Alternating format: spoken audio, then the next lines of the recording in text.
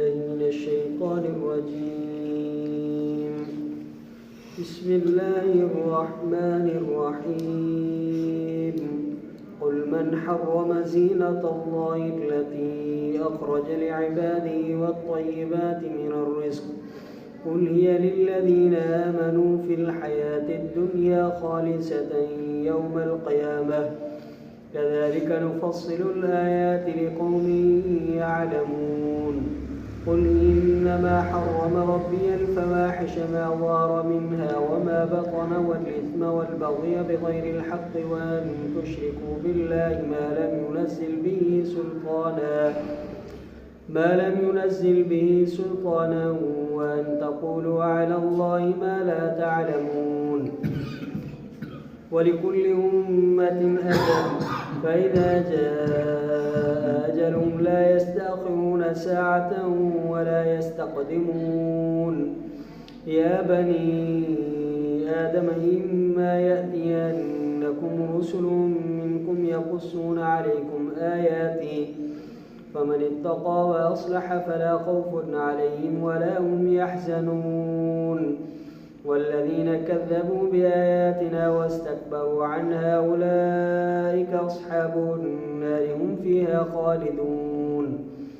فمن أظلم ممن افترى على الله كذبا أو كذب بآياته أولئك ينالهم نصيبهم من الكتاب حتى إذا جاءتم رسلنا يتوفونهم قالوا أين ما كنتم تدعون من دون الله قالوا ضلوا عنا وشهدوا على أنفسهم أنهم كانوا كافرين. قال ادخلوا في قد خلت من قبلكم من الجن والإنس في النار كلما دخلت أمة لعنت أختها حتى إذا اداركوا فيها جميعا قالت أخراهم لأولاهم ربنا هؤلاء يضلونا فاتم عذابا ضعفا من النار قال لكل ضعف ولكن لا تعلمون. وقالت أولاهم لأخراهم فما كان لكم علينا من فضل فذوقوا العذاب بما كنتم تكسبون. صدق الله العظيم.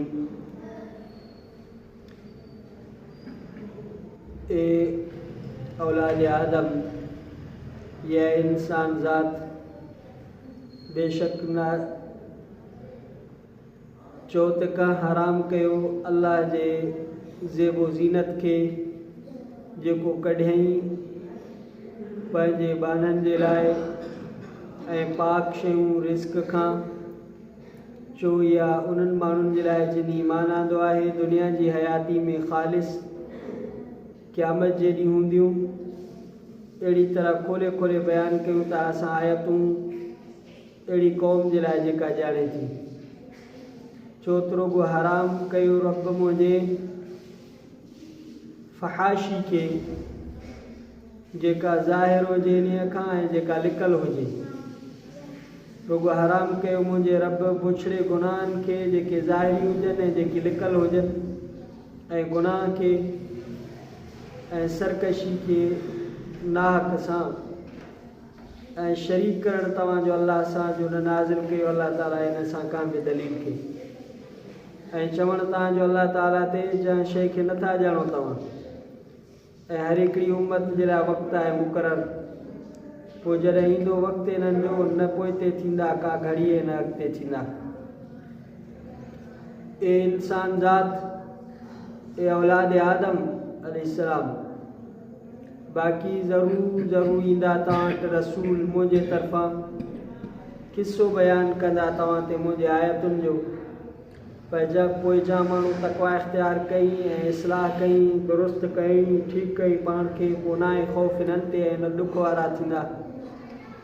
ऐं जिन माण्हुनि कूड़ो कयो असांजे आयतुनि खे ऐं वॾाई कयूं इन्हीअ खां इहे आहिनि जहन्नम वारा इहे इन में हमेशह रहंदा। केरु माण्हू वधीक ज़ालिम आहे उन खां जो घणेई अल्लाह ताला ते कूड़ खे या पूरो कई उन जे आयतुनि खे। इहे आहिनि जो पहुचे थो इन्हनि खे हिसो इन्हनि जो किताब खां। एतिरे ताईं जो जॾहिं ईंदा इन्हनि वटि मलाइक असांजा वफ़ात कराईंदा इन्हनि खे, चवंदनि त किथे आहिनि जिन खे सॾींदा हुयो तव्हां सवाइ अलाह जे, त चवंदा गुम थी विया असां खां, ऐं शायदि ई ॾींदा पंहिंजे मथऊं त बेशक इहे काफ़र हुया। फरमाईंदुनि दाख़िल थियो तव्हां अहिड़ियुनि उम्मतुनि में जेके गुज़री चुकियूं तव्हां खां पहिरियों, जिन्ननि मां इंसाननि मां बाह में। पोइ जॾहिं जो दाख़िल थींदी हिकिड़ी उम्मत लानत कंदी पाण जहिड़ी ते, एतिरे ताईं जॾहिं दाख़िल थी वेंदा घिरी वेंदा इन्हीअ में समूरे जा समूरा, त चवंदा पोयां इन्हनि मां इन्हनि जे पहिरियनि जे लाइ, रब असांजा इन्हनि गुमराह कयो असांखे, पोइ ॾे तूं इन्हनि खे अज़ाब ॿीणो बाह जो। फरमाईंदो हर हिकिड़े जे लाइ ॿीण आहे पर तव्हां नथा ॼाणो।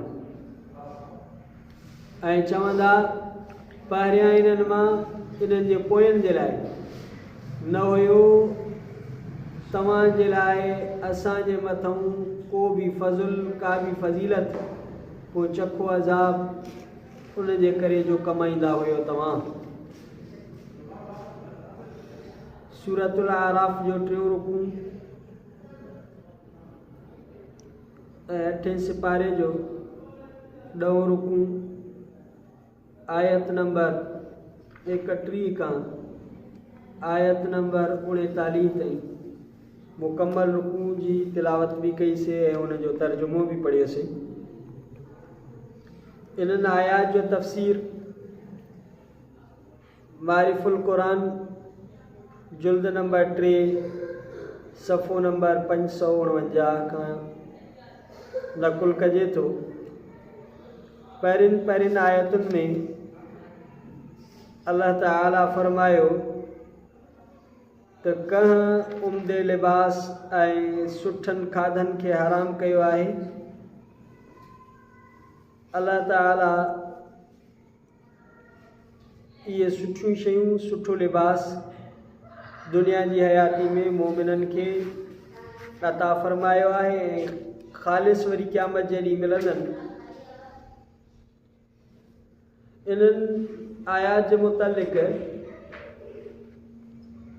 अल्लाह ताला फरमायो उन्हनि माण्हुनि जे लाइ इताब आहे, अज़ाब आहे जेके अल्लाह जे हलाल कयल उम्दा पोशाक ऐं पाकीज़ा खाधनि खुराक खे हराम सम्झनि ऐं वुसअत हूंदे फाटल किना कपिड़ा पाइनि इस्तेमालु कनि। इस्लाम में अहिड़ी तालीम कोन ॾिनी आहे, न को इस्लाम में अहिड़ी शइ पसंदीदा ई आहे। इहो सभु जाहिलाना ख़्यालात आहिनि, जहालत जूं ॻाल्हियूं आहिनि। बल्कि सलफ़ सालिहीन आइम्मा इस्लाम में अहिड़ा अकाबिर गुज़रिया आहिनि जिन खे अल्लाह ताला माली वुसअत अता फरमाई त अक्सर उम्दो ऐं क़ीमती लिबास इस्तेमालु फरमाईंदा हुया। जीअं पाण करीम सल्लल्लाहु अलैहि वसल्लम जॾहिं वुसअत थई त उम्दे खां उम्दो लिबास ज़ेबतन फरमायूं। हिकिड़ी रिवायत में आहे त हिकिड़ो दफ़ो पाण करीम सल्लल्लाहु अलैहि वसल्लम ॿाहिरि तशरीफ़ फरमा थिया त साईं जन जे बदन मुबारक ते अहिड़ी चादर हुई जंहिंजी क़ीमत उन ज़माने में 1000 दिरहम हुई। वुसअत आधार आहे। इमाम आज़म अबू हनीफ़ा रहमतुल्लाह अलैह का मनक़ूल आहे वो भी अहिड़ो क़ीमती लिबास इस्तेमालु फरमाईंदा हुया। अहिड़ी तरह हज़रत इमाम मालिक हमेशा रहमतुल्लाह अलैह नफ़ीस ऐं उम्दो लिबास इस्तेमालु फरमाईंदा हुआ। उन्हनि जे लाइ कोई हिकिड़ो ई माण्हू साल जा 360 वॻनि जो इंतज़ाम करे छॾींदो। हज़रत इमाम मालिक रहमतुल्लाह अलैह वॾो आलिम बुज़ुर्ग मुहद्दिस थी गुज़रियो आहे। हिकिड़ो ई माण्हू उन जे सॼे साल जा 360 जोड़नि जो इंतज़ाम करे छॾींदो हो ऐं पंहिंजे ज़िमे उहो करे छॾींदो हो। हज़रत इमाम मालिक रहमतुल्लाह अलैह जे बदन ते हिकिड़ो दफ़ो जेको वॻो पहिरियो उहो ॿीहर इस्तेमालु न थींदो हो, छो त 360 ॾींहंनि जा वॻा थी विया। पोइ उहो कंहिं ग़रीब तालिबुल इल्म खे ॾेई छॾींदा हुया। ईअं रोज़ानो रोज़ नओं वॻो अलाह ताला वुसअत ॾे त पोइ ईअं बि माण्हू वजह उनजी आयत नबी सल्लल्लाहु अलैहि वसल्लम जो इरशाद आहे, जॾहिं अल्लाह ताला कंहिं बाने खे पंहिंजी नेमत ऐं वुसअत अता फरमाए त अल्लाह ताला उनखे पसंदि फरमाईंदो आहे त उनजे नेमत जो असरु उनजे लिबास वग़ैरह में ॾिठो वञे ऐं उनजे इज़हार नेमत में हिकिड़े क़िस्म जो शुक्र बि आहे जो कुशादगी हूंदे बि माण्हू किना कपिड़ा, मेरा कपिड़ा, फाटल कपिड़ा, इहा अल्लाह ताला जे नेमत जी नाशुक्री आहे। ऐं पोइ वरी माण्हू चए त साईं हीअ आहे इस्लाम इहो कोन कयो आहे। खोड़ माण्हू अहिड़ा आहिनि असांजे ॼाण में मुशाहिदे में आहिनि त किरोड़ हा पती पर छिगल चोपल, फाटल अंगोशो, किनो पहिरियाण, जो माण्हू जी दिलि पई चवंदी थी इन खे 10 रुपया ॾेई छॾियां, वरी जेकॾहिं हुनजो हाल ॾिसजे त करोड़पति माण्हू हूंदा। इस्लाम जी इहा तालीमात न आहे। अल्लाह ताला ॾे त सुठो लिबास इस्तेमालु कजे, मुमानियत काई बि कोन्हे का। अलबत्ता इन में 2 शयूं ज़रूरी आहिनि। हिकिड़ी इहा आहे त माण्हू ॾेखाव ऐं फ़ख़ुर ऐं तकबुर खां बचाए। इन जे करे लिबास न पाए त मुंहिंजो आकड़, ॾेखाव, फ़ख़ुर, रिया, इन खां पाण खे बचाए। अहिड़े लिबास इस्तेमालु न कजे ऐं इन खां बचिजे, इन्हनि जो एहतियात कजे। बाक़ी जेको नबी सल्लल्लाहु अलैहि वसल्लम ऐं सलफ़ सालिहीन हज़रत फारूक आज़म ऐं ॿियनि सहाबा जे लाइ जेको आम हालात में अचे थो त मामूली लिबास इस्तेमालु फरमाईंदा हुआ, उन्हनि ते पेवंद लॻल हूंदा हुआ, अहिड़ा कपिड़ा पाईंदा हुआ। इहे रिवायतूं बि तव्हां ॿुधियूं हूंदियूं त अहिड़ो बि लिबास हूंदो हो। त इहो आहे अक्सर जेको माल ईंदो हो उहो फ़क़ीरनि, मिसकीननि ऐं दीनी कमनि ते ख़र्च करे छॾींदा हुआ। हज़रत फारूक आज़म जे ज़माने में या रसूलुल्लाह सल्लल्लाहु अलैहि वसल्लम जे ज़माने में जेको माल गनीमत ईंदो हो, हदिया वग़ैरह ईंदा हुआ, पोइ ग़रीब मिसकीन साहिबी सगुरा मुस्लमान वग़ैरह जेके हूंदा हुआ या दीनी कमनि कारनि में ख़र्च करे छॾींदा, पोइ बचंदा कोन हुआ, पोइ उनखे सादगी वारो लिबास इस्तेमालु कंदा हुआ। बाक़ी इहो आहे त नबी सल्लल्लाहु अलैहि वसल्लम मुक़्तदाए ख़लाइक़ हुया। सईदनि जो अमल पूरी मख़लूक जे लाइ इक़्तिदा जे क़ाबिल हुयो। इन जे करे सादा ऐं सस्ती पोशाक जे रखण सां जीअं ॿियनि उमरा खे उनजी तलक़ीन करणु मक़सदु हो ताकी आम ग़ुरबा ऐं फ़ुक़रा ते उनजी माली हैसियत जो रोब न पोए। सईदनि जे जेको इहो अचे थो सादा लिबास, चूंकि नबी सल्लल्लाहु अलैहि वसल्लम जो हर कौल ऐं फ़ेल पूरी उम्मत जे लाइ क़ाबिल तक़लीद आहे। उहो सईदनि इहो इन जे करे कयो त जेकॾहिं अहिड़ा अमीराना लिबास हुजनि हा त पोइ ग़रीब मिसकीन पंहिंजे एहसास कमतरी में रहिजी वञनि हा। उन्हनि जे एहसास कमतरी खां कढण जे लाइ नबी सल्लल्लाहु अलैहि वसल्लम जो लिबास सादा सूदा हूंदो हो ताकी ग़रीबनि मिसकीननि जी दिलजोई थी पए। इन जे लाइ अल्लाह ताला अहिड़े क़िस्म जो। अहिड़ी तरह सूफ़िया इकराम जेको नए ज़िक्र अज़कार कंदा आहिनि, उन्हनि खे सुठो लिबास ऐं उम्दे खाधे खाइण खां रोकींदा आहिनि ताकी उनजो मक़सदु इहो न हूंदो आहे त उन्हनि खे हमेशह जे लाइ इहे शयूं छॾाइनि, बल्कि नफ़्स जे ख़्वाहिशात ते क़ाबू करण जे लाइ इब्तिदा में अहिड़ा उन्हनि खां मुजाहिदा बतौर इलाज जे कराईंदा आहिनि त उहे अहिड़े दर्जे ते पहुची वञनि जॾहिं उन्हनि खे पोइ अहिड़ो सुठो लिबास ऐं सुठा खाधा खाइनि त उन में नफ़्सानी ख़्वाहिशात उन्हनि खे न उभरनि। तंहिंजे करे इब्तिदा में उन्हनि खे सबक़ पके करण जे लाइ बुज़ुर्ग जेके कराईंदा आहिनि ताकी उन्हनि जूं नफ़्सानी ख़्वाहिशात ख़तमु थी वञनि। अल्लाह सां जॾहिं उन्हनि जो तालुक़ थी वञे पोइ उन्हनि जो लिबास जे तरफ़ तवजो न हूंदो, खाधनि जे तरफ़ तवजो न हूंदो, पोइ उन दर्जे खे पहुची वञनि त पोइ सुठो रिस्क उन्हनि जे लाइ अञा अल्लाह जी मारिफत में वधीक जेको आहे फ़ाइदेमंद थींदो ऐं सुठो लिबास उन्हनि खे अञा जेको आहे वधीक फ़ाइदेमंद थींदो। बाक़ी ख़ुराक ऐं पोशाक में सुन्नत छा आहे? ख़ुराक ऐं पोशाक जे बारे में ख़ुलासो सुन्नत रसूल सल्लल्लाहु अलैहि वसल्लम ऐं सहाबा ऐं ताबईन जो इहो आहे त इन्हनि शयुनि में तकल्लुफ़ न करे। जीअं पोशाक ऐं ख़ुराक आसानी मुयसरु थी सघे उनखे शुक्र सां इस्तेमालु करे। थुल्हा कपिड़ा ख़ुश्क ग़िज़ा मिले त इहो तकल्लुफ़ न करे त कहीं न कहीं तरह उनखे जेको आहे कर्ज़ खणी बि वठे। अहिड़ा तकल्लुफ़ात न करे जो हरू भरू कर्ज़ खणी माण्हुनि खां पटे सटे लटा भला पायूं वते या साईं ड्राई फ्रूट खाईंदो वते। अलाह ताला ॾे त पोइ हाणे सभु शयूं माण्हू इस्तेमालु करे सघे थो, तरह तरह जा खाधा बि खाई सघे थो, सुठा सुठा लिबास बि पाए सघे थो। अहिड़े क़िस्म जा तकल्लुफ़ात न करे जो माण्हू नाजाइज़ उन जे लाइ उनखे वसाइल पैदा करणा पवनि। मिसाल तौर ते फ़ाख़रान लिबास त पाए थो पर हाणे हिन जी जेतिरी इनकम आहे उन में इहे नथो करे सघे, पोइ हाणे इहो मजबूर थी करे हराम या त रिश्वत वठे या त व्याज खाए या त को इहो जेको आहे माण्हुनि जा पराया हक़ खाई वञे। त अहिड़े तकल्लुफ़ात खां माण्हू बचाए। हलाल में अलाह ताला एॾी वुसअत ॾिनी आहे उनखे त पोइ जहिड़ो वणेसि त सुठो खाए, जहिड़ो वणेसि त सुठो पाए। तकल्लुफ़ात कुल हिय लिल्लज़ीना आमनू फिल हयात दुनिया ख़ालिसतन यौमल क़ियामा। ये सभु नेमतूं हयात दुनिया में दरअसल मोमिन जो ई हक़ आहे ऐं क़यामत जे ॾींहुं त ख़ालिस उन्हनि जे लाइ ई मख़सूस हूंदियूं। हज़रत अब्दुल्ला बिन अब्बास रज़ी अल्लाह तआला ने इन जुमिले जो इहो मतिलबु करार ॾिनो आहे त दुनिया जूं सभु नेमतूं ऐं राहतूं उन ख़ासि कैफ़ियत सां जो उहे आख़िरत में वबाल जान न बणिजनि, सिर्फ़ु फर्मा बरदार मोमिननि जो हिसो आहे। माना इहे नेमतूं उन्हनि जे लाइ वबाल न थींदियूं, इहो मोमिन जे लाइ हूंदो। बख़िलाफ़ कुफ़ार फुजार जे त दुनिया में नेमतूं उन्हनि खे बि मिलनि थियूं, बल्कि अञा ज़्यादा बि मिलनि थियूं, मगर उन्हनि जे लाइ इहे नेमतूं आख़िरत में वबाल जान ऐं अज़ाब दाइमी बणिजण जो सबबु थींदियूं। इन जे करे इहे नेमतूं ॼण त मोमिन जे लाइ आहिनि।